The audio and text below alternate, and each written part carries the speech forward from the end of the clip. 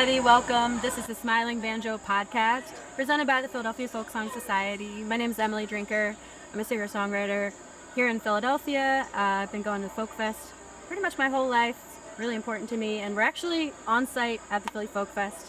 Right now, we're backstage in the green room area of the main stage with AJ Lee and Blue Summit. We got the whole gang here. Yeah, thanks for coming, guys. Very green room. Yeah, very green. It's a green room. Can you all go around and say your names? I'm Sully. Huh? Scott. AJ? Jan. I'm Sean. We're so lucky that they're here. They're playing the main stage shortly later tonight. You're from California, for most of you, right?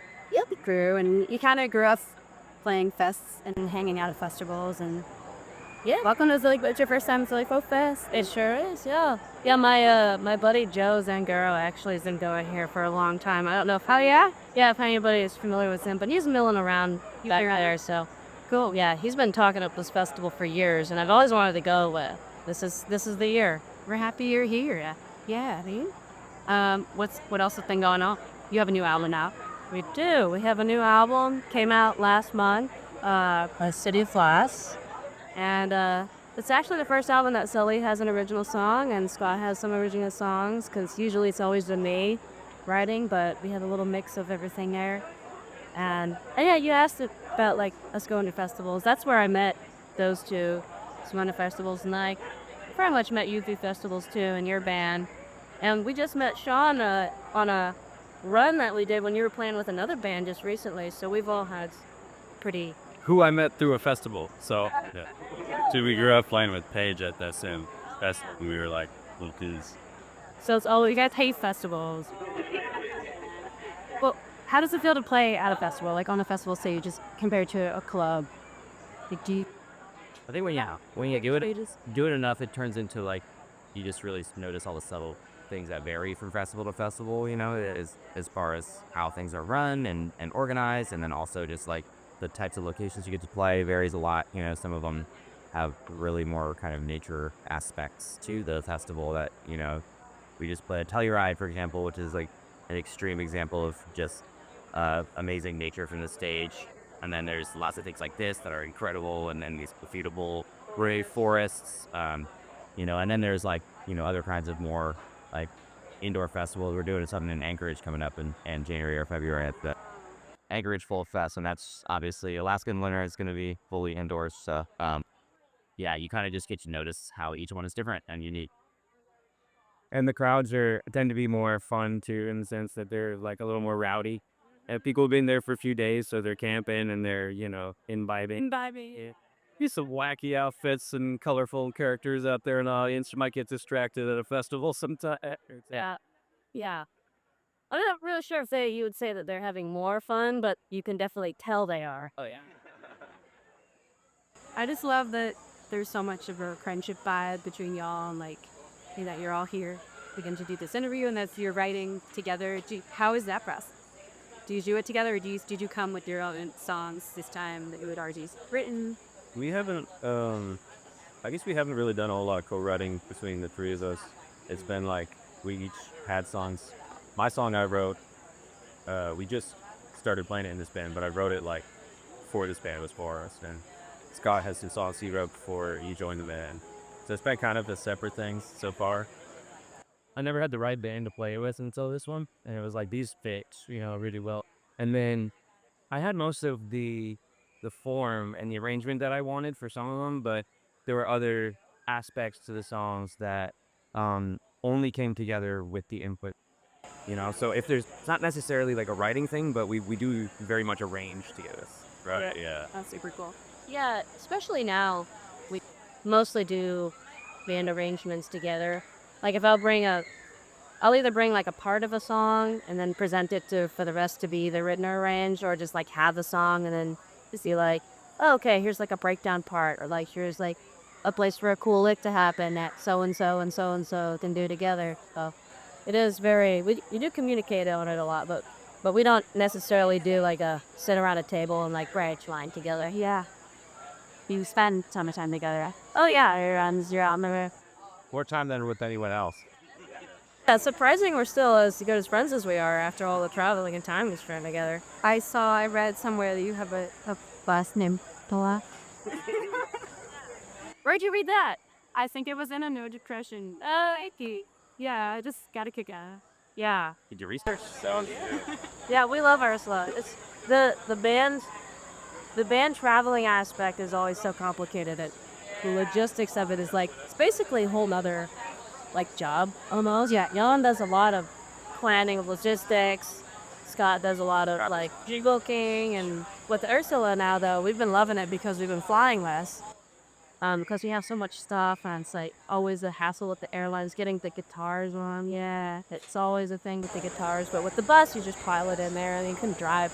I think we're at the point now we'd rather do more driving than like an hour. Like We'd we rather do 12 do hours. Yeah, It's so we do scary 12 with hours of instruments. driving over a 3-hour flight. I hear so many horror Definitely. stories about instruments getting destroyed and just. Does everyone take a shift driving? Is it that kind of a deal? Yeah. Yeah, Cool. we have a driving schedule actually. We haven't let Sean drive. Everyone's pulling their weight. Yeah. Well, Hey, you drove the other day. The machine gets more well oiled the more problems that we come across. So yes, we have a driving schedule now. And we also have I think just earlier this year we started working with our friend Helen Luday, who's our TM. So she does a lot of logistics. Also met at the same festivals that we Wow. met each other at. Yeah. Also a picker. Yep, Oh, fiddle cool. player. Most of the people in our team are pickers and have been touring musicians, so they know what it's like. Yeah. You know. That's important, I would imagine. Yeah. Yeah. Yeah, and at this point, with as much that we're doing in a given year, like as many dates as we're doing, it would be impossible to do The logistics, like, within internally, even with 5-piece band, it'd be really difficult to make all that work and still have any time to play music or practice music, which is already difficult enough as it is. So yes, having our team go with that has been huge for the last year or two. Yeah, I'm curious about that. Like, how do you stay, like, when you're on the grind, you're touring, like, staying creative and not, it's just tough. Yet there a way to maintain that. Well, we get Hey, time off.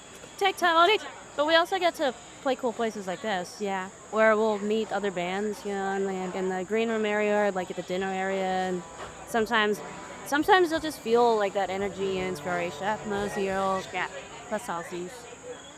At least that's where I've found it, especially because we don't really take any time off.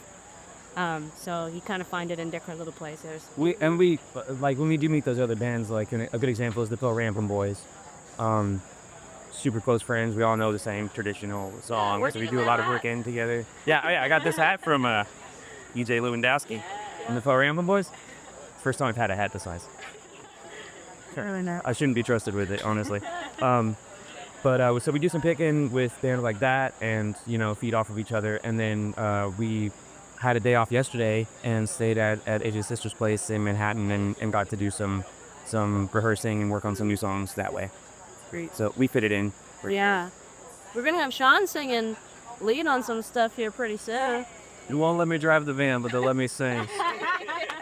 I'll take it, and that's the one I prefer. Just So then you're trusted. One hasn't made the driving schedule play yet. we're gonna keep it that way as long as I can. Oh, that's awesome. I hope you guys get to venture into the Coke Fest campground. It's wild. And actually, something I've been asking everybody when I've been chatting is, do you have like a go-to campfire jam that you're trying to do? If you find yourself around a campfire. Maybe. You mean like a So everybody, go song one. that- A song that you like to do in that sort of setting. Well, you probably have zillions because you guys are pickers and That's what we grew up doing. I think the go-to song that comes to mind is constantly changing. Sure. And sometimes it's like one of the first songs that I've ever learned that I want to go back to, and sometimes it's a brand new one that I'm excited about. Or I feel like I can speak for everybody on that. Like, You're not going to do the same thing every kid. Well, it's also interesting now, like when you talk to other touring bands too, they'll usually say the same thing is if you're touring a lot, your repertoire kind of only goes to what you've been doing. So, we have a certain amount of sets that we've been doing, but since we grew up playing music, our libraries are like 200 plus songs, but it's just like back in there. So nowadays, like if we'll go on the campground, it's like, we'll remember, oh, what's the first song I ever did? It's that kind of still in the rep. What's the first, do you remember, what's the first song you ever like learned? It's probably traditional. too. Actually, the first song I think I ever learned was a VeggieTales song. And of course, I don't sing that. I don't jam that one, but I do. And this is information I don't think even they know. Yeah. It's like, and then I sang the first bluegrass song. There was a few back there, but I sang Old Rattler with Scott when I was 5 years old. There's actually a video on YouTube of us doing that together at that age. I was probably like 8. And 8. Humanos. Yeah, I missed that one. It's on YouTube. And we just did that last weekend on stage. Yeah, So, really? Yeah, that one's got today. He's free. Okay. Sometimes I throw it in there. Yeah. It's been kicking for 20 years. Yeah. Still good. Still fun. 2 chords. Easy. 1-5, baby. Thank you guys so much for taking the time to sit down with me and chat. Yeah. Really appreciate it. Yeah, I'm a fan. Everyone at Philly Folk Fest is gonna freak out and love you if you don't already. And yeah, it's a pleasure. Thank you so much. And I hope everybody who's watching checks their music out online. AJ Lee and Blue Summit, they're doing big stuff, kind of blowing up. And thanks again. Thanks for tuning in. And they are finding that their music is now quickly rising on the national roots music scene with a unique blend of country, soul, blues, and Americana music, all distilled through a uniquely California folk lens. From Santa Cruz, California, Schwenksville, please say hello to AJ Lee and Blue Summit.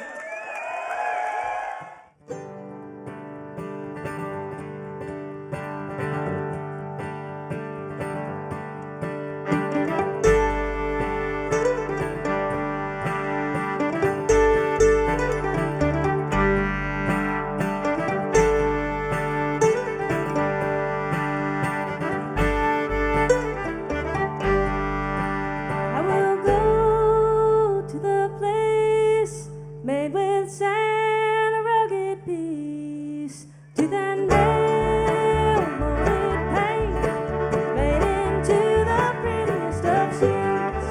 Lonely brains build the city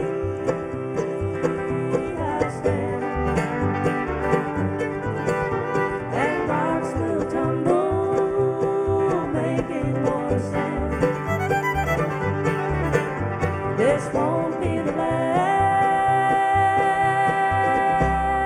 city of glass.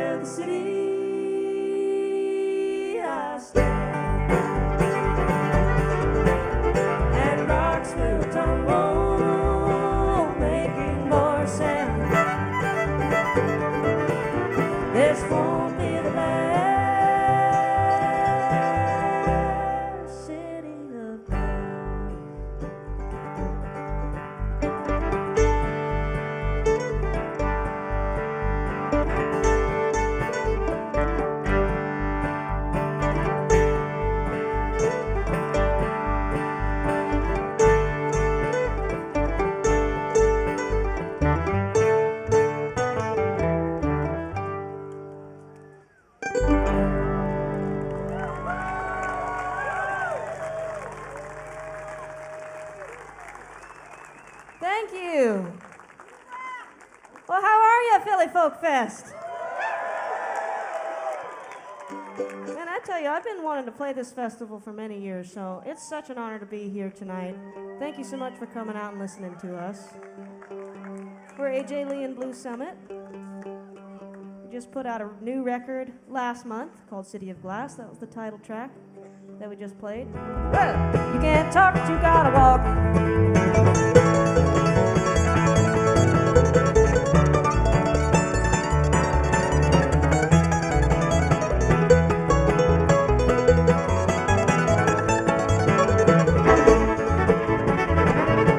My parents are actually here all the way from California. I see them, second row. It's been a real treat sharing our music with you for the first time here at the Philadelphia Folk Fest. We've been looking forward to this one for a long time. We hope to do it again. Thank y'all for coming out and supporting us and feeling the love tonight.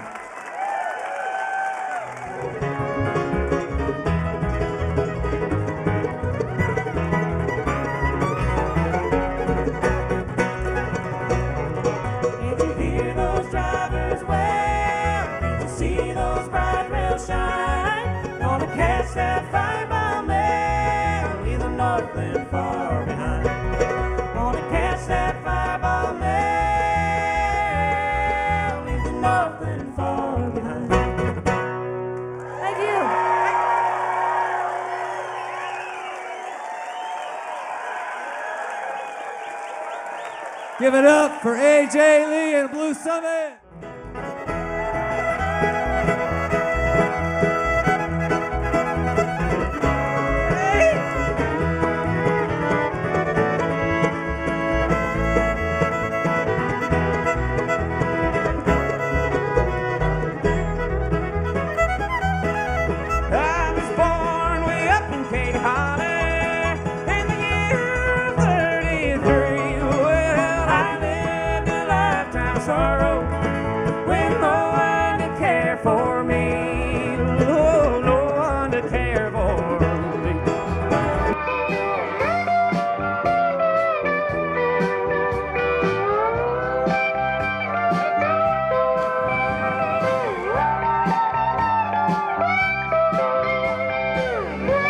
All right.